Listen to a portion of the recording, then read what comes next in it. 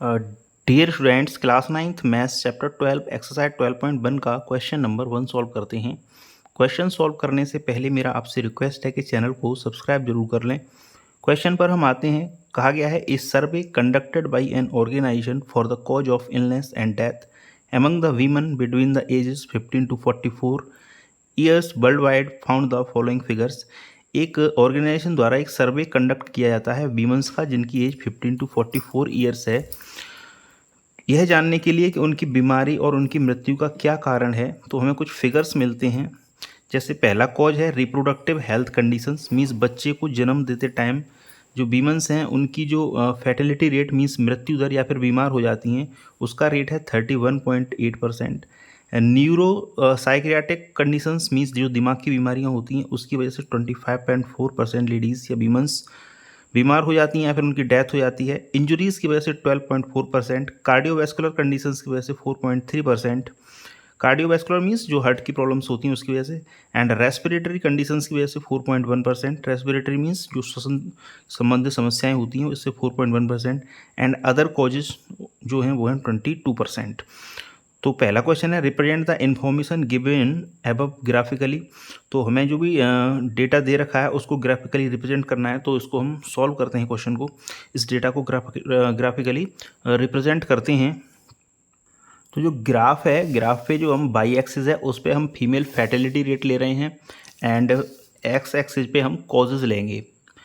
तो जब हम ग्राफ बनाएंगे तो यहाँ पे कुछ डार्क बॉक्सेस होते हैं। तो जो बॉक्स होता है उसको हम 1 यूनिट मानना है, और जो एक बॉक्स होगा, जैसे मैं एक यहाँ पे आपको समझाने के लिए एक बॉक्स क्रिएट कर दे रहा हूँ। जैसे एक बॉक्स है तो इसको हम 2% मानेंगे, एक बॉक्स को 2%। तो और ये बॉक्स जो होता है ये भी खुद में ही 10 पार्ट्स में अलग से डिवाइड होता है। ये 10 यूनिट्स इसके अंदर और होती हैं, स्मॉल स्मॉल यूनिट्स। छोटी छोटी आपको लाइन दिखाई दे रही होंगी ग्राफ में, ये 10 लाइन्स और होती हैं इसके अंदर। तो अगर पूरा जो बॉक्स होगा वो 2% को रिप्रेजेंट करेगा, तो ये छोटी सी लाइन रिप्रेजेंट करेगी, क्योंकि उसमें 10 लाइन है तो ये रिप्रेजेंट करेगी, वो करेगी 2/10 मीन्स 0.2% को। तो छोटी सी ये लाइन होगी ये 0.2% को रिप्रेजेंट करेगी, और पूरा ब्लॉक 2% को। तो मैंने इसको ग्राफ पे रिप्रेजेंट कर लिया है 0, 2, 4, 6, 8, 10, 22 इस तरीके से। एंड इधर हम कॉजेज लिखेंगे। तो पहला जो हमारा कॉज है वो है रिप्रोडक्टिव हेल्थ कंडीशंस, और उसका फर्टिलिटी रेट है 31.8%।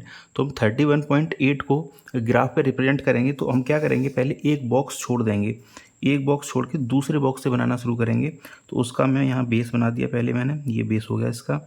अब हम 31.8, तो 31.8 के लिए एक बॉक्स 2 को रिप्रेजेंट करेगा। तो 31 के लिए 15 बॉक्स तो पूरे हो जाएंगे, एंड ऊपर बचा 1.8%। तो 1 के लिए देखो, जैसे 32 दिखाना है हमको, तो 32 के लिए हम क्या करेंगे, 30 तो पूरे बॉक्स हो गए ये यहाँ तक। अब 32 दिखाना है हम, तो 32 के लिए 31 इसका आधा हो जाएगा, ये यहाँ तक 31 हो गया, और ऊपर से 0.8 और है। तो 0.8 आप समझिए छोटा सा बॉक्स, जो छोटी वाली लाइन है वो 0.2 को रिप्रेजेंट कर रही है। तो 0.8 के लिए हमें 4 लाइन्स और ड्रॉ करनी पड़ेंगी। इट मीन्स हमको क्या करना पड़ेगा, इसके ऊपर 4 लाइन्स और ड्रॉ करेंगे, 4 लाइन्स और गिनेंगे, 1, 2, 3, 4 मीन्स 32 वाले से एक लाइन नीचे। तो उसका मैं लिमिट बना दे रहा हूँ यहाँ तक। तो ये जो होगा यहाँ वाले में, इस वाले बॉक्स में हम बनाएंगे ये ऊपर से जो 32 वाला होगा ना उससे एक बॉक्स कम, तो ये हो जाएगा हमारा 32। यहाँ पर ये जो हो गया ना, ये हो गया 32। अब हम क्या करेंगे, स्केल से इसको सीधा डार्क लाइन को फॉलो करते हुए इसको ड्रॉ कर देंगे इस तरीके से, सीधा ड्रॉ करेंगे एकदम।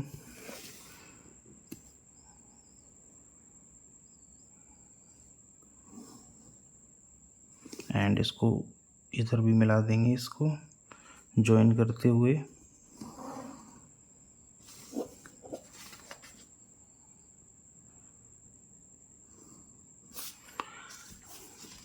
यहाँ तक, तो ये हो जाएगा हमारा 31.8%। तो इसका जो कॉज था, कॉज नंबर 1 था। तो जो कॉज था उसको हम इसके मिड में लिख दे रहे हैं, क्योंकि नीचे इतनी जगह है नहीं कि हम इतना लिख पाएँ। तो रिप्रोडक्टिव हेल्थ कंडीशंस इसके मिड में लिख दे रहे हैं हम। रिप्रोडक्टिव हेल्थ कंडीशंस आपको मैं एडवाइस करूँगा कि पेंसिल से ही ड्रॉ करें। एंड सेकंड जो है वो है न्यूरो साइकियाट्रिक कंडीशंस, तो उसकी वजह से 25.4, तो 24 के लिए क्या हो जाएगा, 25.4 के लिए 24 तो पूरे हो जाएंगे एंड 25 के लिए आधा वाला हो जाएगा एंड 0.4 और है, तो 0.4 के लिए हम 2 बॉक्स और गिन लेंगे। तो हम क्या करेंगे, जब हम ये इसका बार ड्रॉ करेंगे तो एक जो है बॉक्स छोड़ के ड्रॉ करेंगे, तो इसका बेस हो जाएगा ये, और हमें ड्रॉ करना है हमें 25.4, तो 25.4, तो उसके लिए 24 तो पूरा हो जाएगा, 24 के लिए फिर 25 मीन्स इसका हाफ, एंड हाफ के बाद हमें 2 लाइंस और काउंट करनी है, तो 1 एंड 2, तो ये जो हो जाएगा यहाँ से ये हो जाएगा हमारा 25.4। तो इसको भी हम बार बना दे रहे हैं इसका,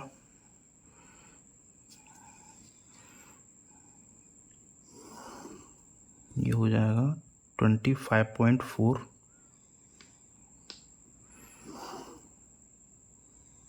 एंड इसका हम रीज़न लिख दे रहे हैं न्यूरो साइकियाट्रिक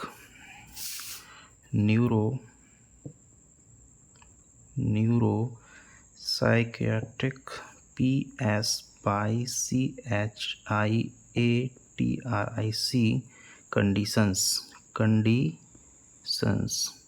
न्यूरोसाइकियाट्रिक कंडीशंस का बना दिया। इसके बाद हमें बनाना है इंजुरीज़, तो इंजुरीज़ का है 12.4%, तो 12 तो हमें यहाँ तक मिल गया एंड 4 के लिए हमें 2 बॉक्स और काउंट करने होंगे ऊपर, तो एक बॉक्स यहाँ भी छोड़ देंगे, तो इसका बेस हो जाएगा ये, एंड 12.4 है, तो 12 तो यहाँ तक ये हो जाएगा, यहाँ तक 12 एंड 4 के लिए हम 2 बॉक्स और काउंट कर लेंगे, 1 एंड 2, ये हो जाएगा हमारा 12.4। अब जो नेक्स्ट है वो है कार्डियोवैस्कुलर कंडीशंस, तो उसका है 4.3, तो इसके भी बीच में हम लिख दे रहे हैं इंजुरीज़, उसके बाद बनाएंगे कार्डियोवैस्कुलर का इंजुरीज़।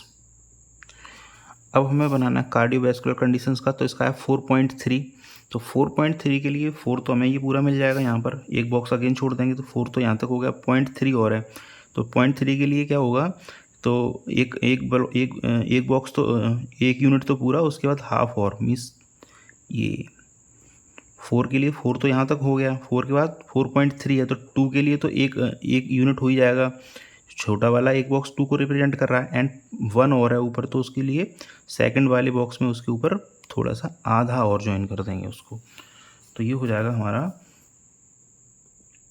4.3।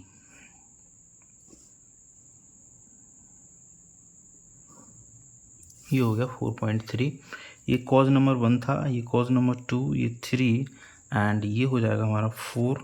तो इसका है कार्डियोवैस्कुलर, तो शॉर्ट में लिख दे रहे हैं इसको कार्डियोवैस्कुलर।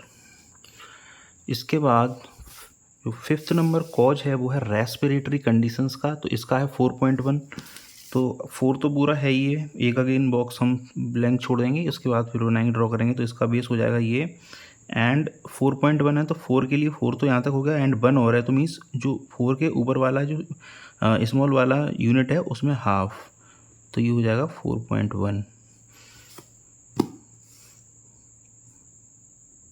4.1 ड्रॉ कर दिया हमने।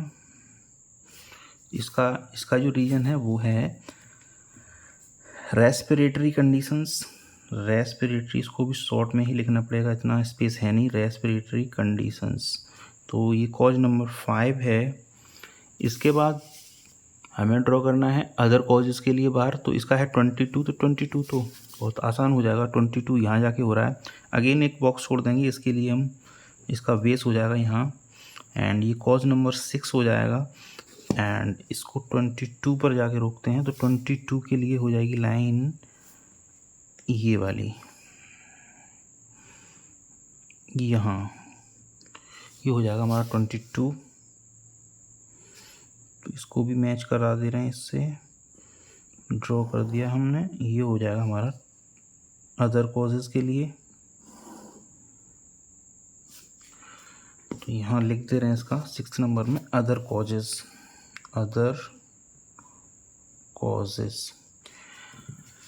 तो ये था इसका बार ग्राफ। एंड हाँ, मैं आपको एक बात और बता दूं, हमें जो स्केल लिखना होता है वो इसी ग्राफ पे लिखना पड़ेगा। तो यहाँ लिख दे रहे हैं स्केल। एंड स्केल क्या था हमारा, जो 1 ब्लॉक था पूरा, ये 1 ब्लॉक इक्वल हो जाएगा 2%। ये जो मैं स्केल मेंशन करना बहुत ज़रूरी होता है, तो उस स्केल को हमने मेंशन कर दिया है यहाँ पर। अब कुछ क्वेश्चंस और थे इस फिगर्स इस डेटा के रिगार्डिंग, वो थी कि which condition is the major cause of women's ill health and death world wide. तो कौन सा बड़ा रीजन है जिसकी वजह से वीमेंस या तो बीमार पड़ जाती हैं, उनकी डेथ हो जाती है। तो उसके लिए जो रीज़न होगा वो सबसे बड़ा बार ग्राफ किसका दिखाई दे रहा है हमें, रिप्रोडक्टिव हेल्थ कंडीशंस। तो इसी की वजह से सबसे ज़्यादा डेथ होती हैं, यही कॉज है। तो उसका रीजन, उसका जो आंसर हो जाएगा उसको हम इसके बगल वाले पेज पर लिख दे रहे हैं। तो जो आंसर हो जाएगा फर्स्ट का, सेकंड आंसर ये हो जाएगा कि रिप्रोडक्टिव हेल्थ कंडीशंस। ये जो कॉज है वीमेंस की डेथ का वो यही है, रिप्रोडक्टिव हेल्थ कंडीशंस। एंड जो थर्ड क्वेश्चन और था इसमें, वो है try to find out with the help of your teacher any 2 factors which play a major role in the cause in second above being the major cause. हमें मतलब teacher की help से ये पता करना है, ऐसे 2 फैक्टर्स बताने हैं जिसकी वजह से रिप्रोडक्टिव हेल्थ कंडीशंस की वजह से सबसे ज़्यादा डेथ होती हैं। तो क्या रीज़न है उसका कि सबसे ज़्यादा वीमेंस इसी कॉज की वजह से उनकी डेथ हो जाती है, मीन्स रिप्रोडक्टिव हेल्थ कंडीशंस की वजह से वीमेंस की डेथ हो जाती है। तो सबसे पहला रीज़न तो हो जाएगा lack of medical facilities. Second question का, फर्स्ट का इस थर्ड क्वेश्चन के जो आंसर हो जाएगा उसका पहला रीज़न ये हो जाएगा कि lack of medical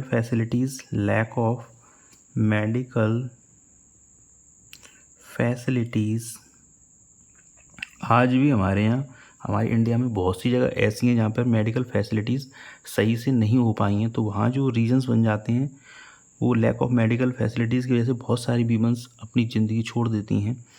and second जो कॉज हो जाएगा वो ये हो जाएगा lack of correct knowledge. Actually lack of knowledge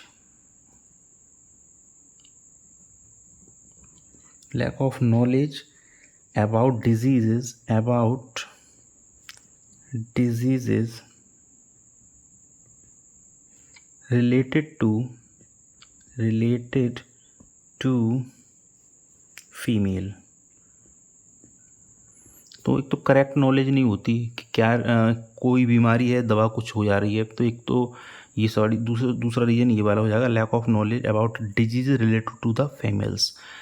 तो ये क्वेश्चन नंबर 1 था जिसको हमने सॉल्व कर दिया है। अगेन आपसे रिक्वेस्ट है कि चैनल को सब्सक्राइब ज़रूर कर लें।